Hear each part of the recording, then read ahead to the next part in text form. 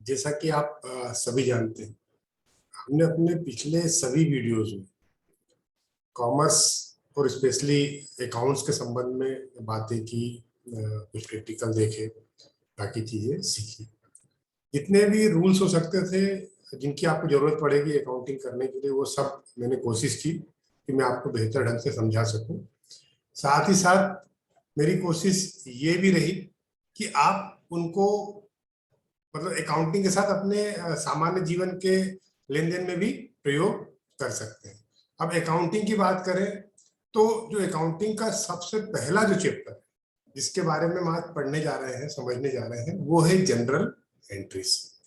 अगर आप किसी बड़े सेक्टर में जाते हैं या बड़ी फर्म में जाते हैं तो जनरल एंट्रीज महत्वपूर्ण हो जाती हैं और अकाउंटिंग में उनका बड़ा महत्वपूर्ण स्थान है। तो आइए पहले सबसे पहले अपने स्लाइड पे चलते हैं और वहां से हम कोशिश करते हैं सीखने की। जनरल एंट्री के बारे में एक परिभाषिक उसका विवरण क्या है। एक व्यवसाय के लेखांकन रिकॉर्ड में एक व्यवसायिक लेन देन को रिकॉर्ड करने के लिए जनरल प्रविष्टि का उपयोग किया जाता है। एक जनरल प्रविष्टि आमतौर पर सामान्य खाता बही है, खाता बही में दर्ज की जाती है। इसके अलावा किसी एक सहायक बही खाते में दर्ज किया जा सकता है जिससे तब सारांशित किया जाता है और सामान्य खाता बही में आगे बढ़ाया जाता है। सामान्य खाता बही का उपयोग तब व्यवसाय के वित्तीय विवरण बनाने के लिए किया जाता है। ये तो एक परिभाषिक हो गई, लेकिन इसको समझते हैं। जो जनरल एंट्री है एक इनिशियल स्टेज पे एक फर्म की बुक्स है जिसके माध्यम से या जिसके अंतर्गत अपने दैनिक लेन देन को एक व्यवसायी रिकॉर्ड करता है और उस रिकॉर्ड के माध्यम से फिर अपनी खाता बही में अलग अलग खातों में उन एंट्रीज को, उन प्रविष्टियों को दर्ज करता है और उसके बाद उसका एक सारांश या आखिरी में जो ट्रायल बैलेंस या फाइनल अकाउंट बनते हैं वो बनते हैं। तो अगर हम अकाउंटिंग की बात करें तो अकाउंटिंग का बेसिक या प्रैक्टिकल अकाउंटिंग का जो बेसिक है या जो न्यू है वो जनरल प्रविष्टि है।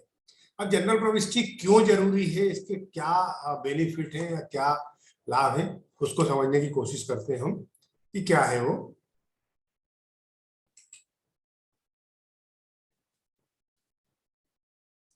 अब नकल बही भी बोलते हैं जनरल प्रविष्टि को, आपको मालूम होगा, हिंदी के जो छात्र हैं या क्या बोलते हैं अपना पंजी भी बोलते हैं, अलग अलग भाषा में उपयोग किया जाता है। पर जनरल बुक जो है, जनरल एंट्री की जो बुक है वो सब जगह कॉमन है। तो क्या होता है कि व्यवहारों का विश्लेषण, यह पुस्तक प्रत्येक लेन देन का विश्लेषण करती है। इसमें नाम और जमा होने वाले खातों का पूरा ज्ञान रहता है, मतलब इसमें डिटेलिंग की जाती है। कुल मिला के ये है, हर व्यापार में जो भी सौदे होते हैं, जो भी व्यापार में लेन देन होता है, उनका डिटेल के साथ इसमें विवरण दर्ज किया जाता है। खातों में लिखने की सुविधा, नकल बही में व्यवहारों का विश्लेषण हो जाने से खातों में लेखा करना सरल और सुगम हो जाता है। अब चूंकि क्या होता है कि नकल बही में या जनरल में जो भी आपके लेन देन होते हैं उनका कंप्लीट विवरण, पूरा विवरण लिख लिया जाता है या समग्र उसका लिख दिया जाता है। तो फिर जब अलग अलग खातों में उसकी एंट्री करना होती है तो वो प्रोसेस बड़ा इजी हो जाता है। किस खाते का कौन सा खाता डेबिट होगा, कौन सा क्रेडिट होगा, ये प्रोसेस बड़ा इजी हो जाता है। फिर तीसरा पॉइंट है व्यवहारों का ज्ञान। नकल बही में प्रत्येक व्यवहार के साथ उसका संक्षिप्त विवरण भी लिखा जाता है जिससे उस व्यवहार की पूर्ण जानकारी सरलता से जानी जा सके। मतलब व्यवहार, जो भी व्यवहार का यहाँ मतलब है लेन देन है, जो भी लेन देन किया जाता है उसकी एंट्री तो की जाती है, उसका अकाउंट लिखा जाता है, लेकिन साथ में एक छोटा सा डिस्क्रिप्शन भी लिखा जाता है, उसका नीचे विवरण लिखा जाता है ताकि वो सौदा क्या है ये आपको वहीं पढ़ने पे जानकारी मिल जाए। इसका एक और फायदा क्या है, एक ही स्थान पे पूरा विवरण मिल जाता है इसका। मतलब नकल बही में लेन देन के दोनों पक्ष की प्रविष्टि एक साथ होने के साथ लेन देन की व्याख्या लिखे जाने के कारण उसका पूर्ण विवरण एक ही स्थान पर प्राप्त हो जाता है। हमने पुराने वीडियो में हमने गोल्डन रूल ऑफ अकाउंटिंग में पढ़ा कि एक खाता डेबिट होता है, दूसरा क्रेडिट होता है, ठीक है, और उसके बाद अलग अलग खाते होते हैं। तो यहाँ पे क्या होता है कि एक पर्टिकुलर एक ही जगह पे, एक ही स्थान पे उन दोनों खातों की डिटेल मिल जाती है और साथ में उसके व्यवहार का क्या स्वरूप है उसकी जानकारी भी विवरण में मिल जाती है। इसका एक और फायदा है, नकल बही में लेन देन की प्रविष्टि तिथि क्रम में की जाती है, इसलिए लेन देन का तिथिवार विवरण सरलता से प्राप्त हो जाता है। इसमें एक और क्या चीज हो जाती है कि डेट वाइज आज की एंट्री, फिर उसके बाद नेक्स्ट डे की एंट्री, फिर उसके नेक्स्ट डे की एंट्री, डेट वाइज एंट्री की जाती है, हर दिन की एंट्री की जाती है। तो इसमें कोई एंट्री छूट जाने का या रह जाने का चांस कम होता है, क्योंकि रोज किया जाता है और रोज करने के बाद प्रतिदिन किया जाता है, तो कभी भी हमको जरूरत पड़ती है तो हम ले सकते हैं हमारी बुक से। किसी का कोई मान लो किसी को कोई कंफ्यूजन है कुछ है तो वो डेट बता देगा, तो हम उस पर्टिकुलर उस डेट पे जाएंगे और वहां से उसका विवरण प्राप्त कर सकते हैं। छठा पॉइंट क्या है इसका, अशुद्धियों की कम संभावना।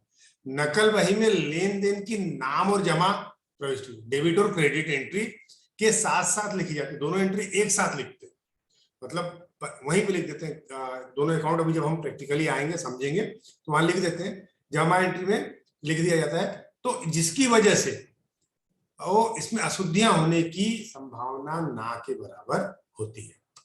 फिर अंकेक्षण के लिए प्रमाण, जो बड़ी कंपनी उनका ऑडिट किया जाता है, जब आप आगे आएंगे भी, आप क्योंकि 11th में है तो कुछ शब्द है नए आपको मिलते जाएंगे, लेकिन ऑडिट या अंकेक्षण होता है जब आप सीए चार्टर्ड अकाउंटेंट बनते हैं तो आपको ये योग्यता प्राप्त होती है। इसका मतलब होता है कि उसको विशेष योग्यता प्राप्त उस व्यक्ति को, और वो जब बड़ी कंपनी होती तो उनके खातों का जांच करके और बताता है कि इसमें कुछ गलती तो नहीं है।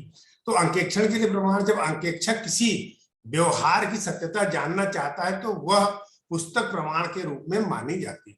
तो अगर ऑडिटर को ये लगा कि यार यहाँ पे आपने कोई गलती की है या यहाँ पे कोई फ्रॉड हुआ है, तो वो जनरल बुक मंगाता है कि आपने एंट्री की होगी, उसकी मेरे को जनरल की बुक ला के दे। ठीक।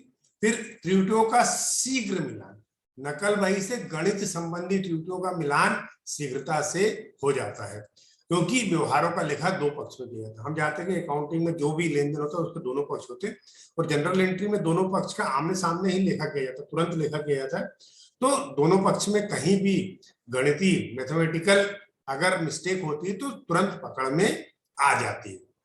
मतभेदों का निराकरण, नकल बही में की गई प्रविष्टियां व्यापारिक मतभेदों के निराकरण में न्यायालय ने प्रमाण के तौर पर उपयोग की जाती है। क्योंकि क्या होता है कि जो जनरल बुक है, आपकी जनरल एंट्रीज की जो बुक है, उसमें डेट वाइज लिखा रहता है। तो इन फ्यूचर 6 महीने साल भर बाद भी अगर किसी प्रकार का दो व्यापारियों के बीच में विवाद होता है किसी लेन देन को लेके और मामला कोर्ट में जाता है, तो चूंकि ये डेट वाइज लिखी जाती है और इसमें किसी प्रकार का करेक्शन नहीं किया जाता, काटा पीटी मान्य नहीं होती है, तो ये बुक्स जो होती है वो जाकर के न्यायालय में बतौर प्रमाण सबूत मान्य होती है। सौदों की पुष्टि, नकल बही में लिखे गए व्यवहार सौदों के संपन्न होने की पुष्टि करते हैं। एक और क्या है कि नकल बही में वो ही लिखा जाता है जो सौदे हो चुके, जो उनका होना है, जो अभी जिनके ऊपर प्रोसेस चल रहा है, उन सौदों का लेखा नहीं किया। जो अभी हो गया उसके बाद तुरंत इसमें एंट्री की जाती है। तो इसमें एंट्री करने का मतलब है कि ये सौदे कंप्लीट हो गए हैं, ये सौदे कंप्लीट हो गए हैं। अब ये जनरल एंट्री का फॉर्मेट है जो मैं आपको बताने जा रहा हूं, समझाने जा रहा हूं। अब देखिए, proforma of general, general entry करने के लिए ये फॉर्मेट हमारा काम में आता है। तो मैं इसको, ये इंग्लिश में है, हिंदी और इंग्लिश दोनों वाला खोल लेता हूं ताकि आपको आसानी से समझ में आ जाए। अब नकल बही का प्रारूप है प्रोफार्मा ऑफ जनरल। जो इसमें पहला जो कॉलम होता है वो डेट का कॉलम होता है, दिनांक का कॉलम होता है। यहाँ पे सौदों की दिनांक लिखी जाती है, सौदे दिनांक लिखा जाता है, दिनांक दिनांक दिनांक लिखा जाता है। यहाँ उनका विवरण लिखा जाता है, क्या लिखा जाता है, विवरण, पर्टिकुलर क्या सौदा हुआ क्या नहीं हुआ, ये सब विवरण इस कॉलम में लिखा जाता है। तो तीसरा कॉलम में ये खाता पृष्ठांक है, लेजर वॉल्यूम, जिस इस बही के माध्यम से जिस खाते में पर्टिकुलर, जिस खाते में, जिस लेजर में एंट्री की जाती, उस पेज का यहाँ पर उल्लेख किया जाता है। जैसे मान लो एक दूसरी बुक है जो लेजर बुक है, वहां के पेज नंबर 122 पे ये एंट्री हो रही है, तो यहाँ पे 122 नंबर पेज लिख दिया जाएगा। नाम राशि, डेबिट अमाउंट, जो भी खाता डेबिट अमाउंट जो भी आता है, नाम राशि आती है, उसको यहाँ लिखा जाता है। डेबिट को यहाँ लिखा जाता है, वो क्रेडिट को यहाँ लिखा जाता है। ऊपर वाले में देख लेते हैं, इंग्लिश वाले में एक बार डिटेल देख लीजिए। डेट, पहला कॉलम डेट, डेट के बाद जो भी डेट आती है वहां पे पर्टिकुलर या विवरण, लेजर फोलियो, लेजर फोलियो, जो भी लेजर का पेज नंबर है वो यहाँ लिखा जाता है। डेबिट अमाउंट, जो भी डेबिट अमाउंट है वो यहाँ आएगा, तो जो क्रेडिट अमाउंट है वो यहाँ आएगा। एक रुपीस का साइन होता है जो यहाँ पे लिखा जाता है ताकि पता चल सके कि ये भारत में बनाई गई है या हमारी जो जो संख्या लिखी है वो रुपए में है। अलग अलग देशों में अलग अलग संख्या होती है, कहीं डॉलर, कहीं पौंड, कहीं कुछ होता है, तो हमारे देश में हम जब एंट्री करते हैं तो ये साइन हमारा रुपए का लिखा है। इसके बाद जो भी एंट्री की जाती है उसका टोटल यहाँ पर लगाया जाता है। तो ये हमारा फॉर्मेट है और इस फॉर्मेट को हम आगे अपनी जनरल एंट्रीज की बुक, जब हम जनरल एंट्रीज प्रैक्टिकल में आएंगे, जो कि हमारा कल का नेक्स्ट वीडियो होगा, नेक्स्ट वीडियो में हम उसको सीखने और समझने की कोशिश करेंगे। तो आप इस प्रोफार्मा को ध्यान रखिएगा, ये प्रोफार्मा हमेशा आपको काम आएगा। अब जनरल एंट्री के जो कल का हमारा वीडियो, उसको जाने से पहले एक बार और मैं आपको गोल्डन रूल जो है हमारे अकाउंटिंग के एक बार वो फिर से रिवाइज करना चाहता हूँ। प्यारे स्टूडेंट, जो भी आप मेरे वीडियो देख रहे हैं, मैं रिक्वेस्ट कर रहा हूं कि ये 3, 4, 5 लाइनें आप याद करना। अकाउंटिंग आपका इससे 50% इजी हो जाएगा, 50% इजी हो जाएगा। तो 3 गोल्डन रूल ऑफ अकाउंटिंग क्या है? पहला, व्यक्तिगत खाता। अब ये भूल जाइए कि व्यक्तिगत क्या है, पर्सनल क्या है। ये 3 है। डेबिट द रिसीवर, पाने वाले को डेबिट करना है, पाने वाले को डेबिट करना है। वो credit the giver, credit the giver, देने वाले को क्या करना है? आपको क्रेडिट करना, देने वाले को क्रेडिट करना। पाने वाला व्यक्तिगत खाना, व्यक्तिगत मतलब व्यक्ति मतलब सिर्फ 2 ही लोग होंगे। इसकी डिटेल पढ़ना है, मेरे पुराने वीडियो देखिए, उसमें मैंने डिटेल में बताया, यहाँ नहीं बता रहा हूँ। तो डेबिट द रिसीवर और credit the giver. Real account, वास्तविक खाता। रियल मतलब जो चीजें हैं, रियल का मतलब जो चीजें वास्तव में है। डेबिट व्हाट कम्स इन, जो भी व्यापार में आता है, जो भी आप देख सकते हैं, जो भी आता है व्यापार में, उन सब को क्या करना है? डेबिट करना। क्रेडिट वाज गोज आउट, व्यापार से जो जा रहा है, माल, रुपया, पैसा, इज्जत, जो भी जा रही है, उन सबको क्रेडिट करना है। यही हमारा दूसरा नियम है, इसके अलावा कोई नियम नहीं। तीसरा, नॉमिनल अकाउंट, नाम मात्र के खाते, दिखते नहीं है लेकिन होते हैं, दिखते नहीं है लेकिन होते हैं, नाम मात्र के खाते। Debit expenses and losses, expenses और लॉसेस, खर्चे और हानि, दिखते नहीं लेकिन होते हैं व्यापार में, इनको डेबिट करना है। सीधा सा नियम, जो भी खर्चे और जो भी हानि होगा, खर्चे के नाम पे कुछ भी आ जाए, हानि के नाम पे कुछ भी हो जाए, उनको डेबिट करना है।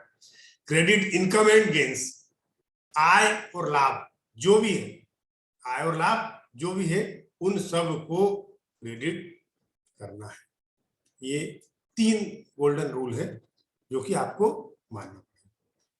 फिर आपने एक चीज और पढ़ी थी कि एक पुरानी पद्धति है और एक वर्तमान पद्धति है, तो अगर इन दोनों को मिक्सअप कर दें तो एक और रूल बन के निकल के जो सामने आता है, किसी बुक्स में ये रूल पर्टिकुलर रूल के नाम से नहीं, लेकिन इसको समझ लीजिए एक तरीके से 4th golden rule of accounting. क्या है? डेबिट ऑल एसेट्स, जितनी भी एसेट्स हैं, जो भी संपत्तियां हैं, उन सब को डेबिट करना है। कोई भी संपत्ति बढ़ती है तो उन सब को डेबिट करना है, संपत्तियों को डेबिट करना है, संपत्तियों को डेबिट करना है, नियम 5, चौथा नियम। 4th golden. Credit all liabilities, जितने भी दायित्व हैं, जितने भी दायित्व हैं, उन सब को क्रेडिट करना है, जितने भी दायित्व हैं उन सबको क्रेडिट करना है। ये तरीके से 4th golden rule of accounting है। तो मैं चाहता हूं कि जितने ये चारों रूल्स हैं, ये आप आज वीडियो देख के 1 बार, 2 बार, 3 बार देख के इनको याद कर लें, इनको दिमाग में रख लें, और इस वीडियो से रिलेटेड जो भी चीजें 1-2 बार आप देख लीजिए, ताकि कल जब हम प्रैक्टिकली जनरल एंट्रीज पे आए तो आपको समझने में बहुत आसानी है। आपने मेरा यहाँ तक वीडियो देखा, आपका बहुत बहुत धन्यवाद। जिन लोगों ने मेरा वीडियो अभी तक सब्सक्राइब नहीं किया, अगर आपको पसंद आ रहा है तो सब्सक्राइब कर दीजिए, लाइक कर दीजिए और अधिक से अधिक लोगों को मेरा वीडियो को शेयर कीजिए। धन्यवाद।